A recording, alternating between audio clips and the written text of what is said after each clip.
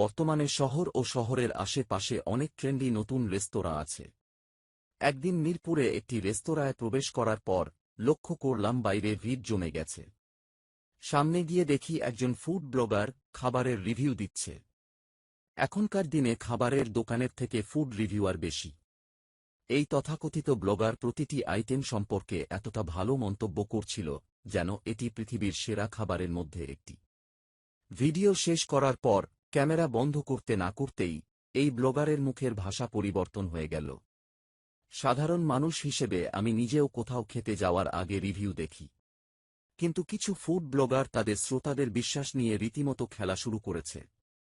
সেদিন হাতে নাতে প্রমাণ পেলাম যে আপনি অনলাইনে যা দেখেন তা বিশ্বাস করবেন না, বিশেষ করে যখন এটি খাবারের ক্ষেত্রে হয়। কখনো কখনো আসল স্বাদটি মিথ্যার আড়ালে ঢাকা পড়ে যায়। আমি মনে করি খাবারের ব্লগিংটা একদম একুরেট হওয়া দরকার, যেন খাবারের মান ভালো হয়, সেই সাথে রিভিউ দেখে যারা খেতে যায় তাদেরও ভালো লাগে। তাই ভাবলাম চলেন সবাইকে জানাই এসব রিভিউ এর পেছনের আসল রহস্য। এসব অনলাইনের রিভিউ ধোঁকাবাজি সম্পর্কে যারা জানতে চান আমার চ্যানেলের সাথেই থাকুন।